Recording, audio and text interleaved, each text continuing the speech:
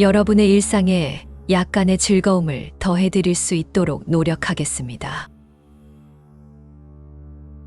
구독, 좋아요는 저에게 큰 힘이 됩니다.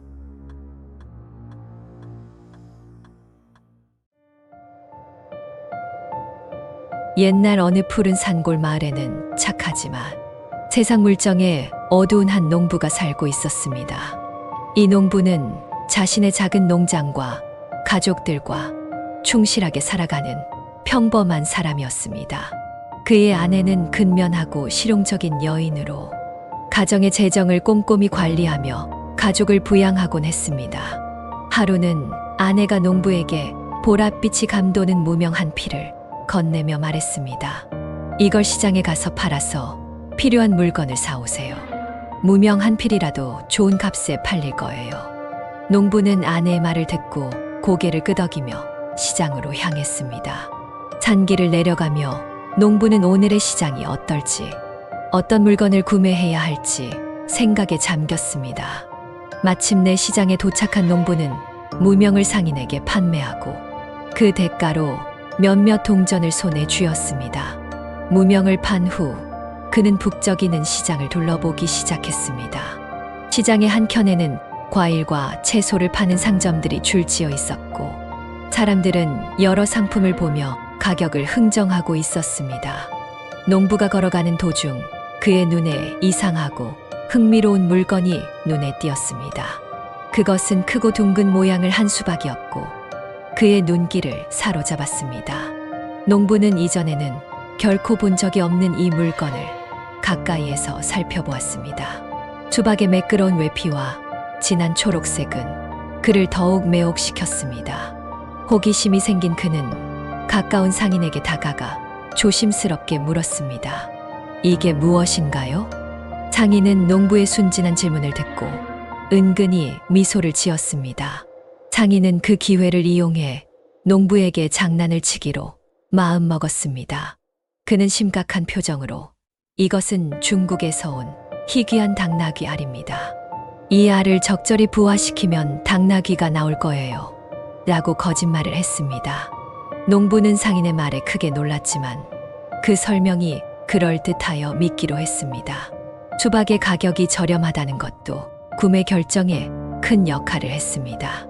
그래서 농부는 그 수박을 구입하기로 결정하고 조심스럽게 그 크고 무거운 당나귀 알을 집으로 가져가는 길에 올랐습니다.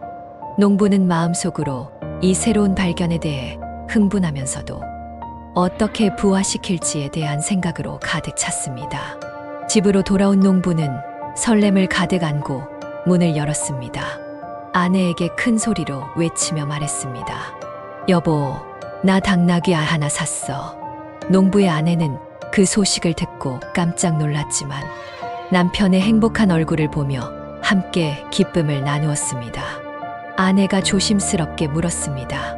당나귀 알이라니 그런 게 정말로 있어요? 어떻게 부화시켜요? 농부는 상인의 지시대로 수박을 이불 속에 넣고 아랫목에서 따뜻하게 보관하라는 말을 전했습니다. 이 이상한 부화 방법에 아내도 흥미로워하며 두 사람은 함께 수박을 소중히 이불에 싸서 아랫목에 안착시켰습니다. 그 후 매일같이 아랫목의 온도를 확인하며 수박이 잘 자라 당나귀로 변할 수 있기를 기원했습니다. 한 달 동안 농부와 그의 아내는 극도의 기대감 속에 조심스럽게 수박을 돌보았습니다. 그러나 시간이 지날수록 수박에서 점점 이상한 냄새가 나기 시작했습니다. 마침내 한 달이 지난 어느 날 그들은 수박을 확인했고 그 안에서 풍기는 악취에 깜짝 놀랐습니다. 수박은 완전히 썩어서 부풀어 오른 상태였습니다. 아내는 화를 내며 썩은 수박을 집 밖으로 내다버리라고 이야기를 했습니다. 농부는 화가 나서 수박을 들고 밖으로 나갔습니다. 그는 분노의 감정을 억누르지 못하고 집 근처의 덤불 쪽으로 수박을 3개 던졌습니다. 그 순간 마침 그 덤불 뒤에서 잠을 자던 당나귀가 놀라서 요란하게 뛰쳐나왔습니다. 농부는 눈앞의 광경에 놀라움을 금치 못했습니다. 자신이 던진 알에서 당나귀가 나온 줄로 착각하며 하늘이 내린 기적이라 여겼습니다. 그는 기쁨의 환호성을 지르며 당나귀를 집으로 데려갔습니다. 농부는 아내에게 큰 소리로 말했습니다.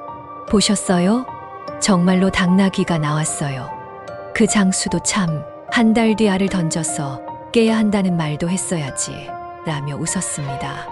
아내는 남편의 행복한 모습에 미소를 지었지만 사실을 알면 어떻게 반응할지 걱정도 되었습니다. 하지만 그 순간만큼은 농부의 기쁨이 온 집안을 밝게 만들었습니다.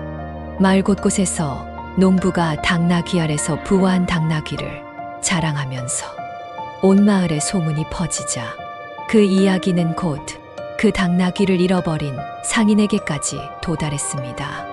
어느 날 농부가 시장 광장에서 당나귀를 끌고 다니며 자랑할 때 그 수박을 판 장수가 그 당나귀를 보고 크게 놀랐습니다. 그 당나귀는 바로 그가 잃어버린 자신의 당나귀였기 때문입니다. 잠깐 그 당나귀는 내 것이요. 과일 장수가 소리쳤습니다. 농부는 놀라면서도 당당하게 말했습니다. 아니요. 이 당나귀는 내가 수박 아래서 부화시킨 것이요. 이건 제 당나귀입니다. 두 사람의 말이 팽팽하게 맞서면서 주변에 모인 마을 사람들은 이 희귀한 사건에 호기심을 보였습니다. 결국 이 문제를 해결하기 위해 두 사람은 마을 사또에게 이 문제를 풀어달라고 요청했습니다. 사또는 이 기이한 사건을 들으며 먼저 놀라움을 금치 못했지만 곧 수박 장수에게 정확한 이야기를 요구했습니다. 수박 장수는 사실대로 모든 것을 털어놓았습니다. 그는 농부의 순진함을 이용해 장난을 친 것을 인정하고 깊이 사과했습니다. 사또는 장수의 행동을 꾸짖으며 그로 하여금 농부에게 손해를 배상하라고 명령했습니다. 장수는 자신의 당나귀 한 마리를 농부에게 주며 그 죄를 갚았습니다. 농부는 이 고마운 선물을 받아들였고 장수는 그 경험으로 크게 깨달았습니다. 이후 농부는 더욱 열심히 일하며 자신의 농장을 키웠고 곧 좋은 당나귀를 추가로 구입할 수 있을 정도로 부유해졌습니다. 한편 수박 장수는 자신의 잘못을 진심으로 반성하며 수박을 이용한 다양한 음식과 화채를 만들어 팔기 시작했습니다.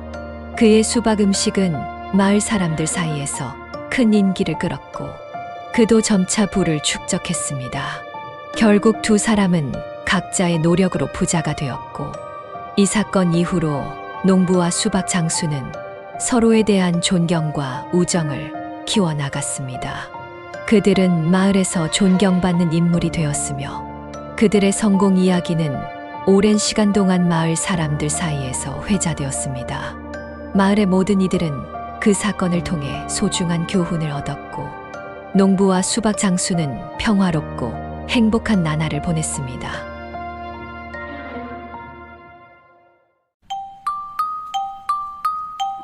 시청해 주셔서 감사합니다. 구독, 좋아요는 저에게 큰 힘이 됩니다.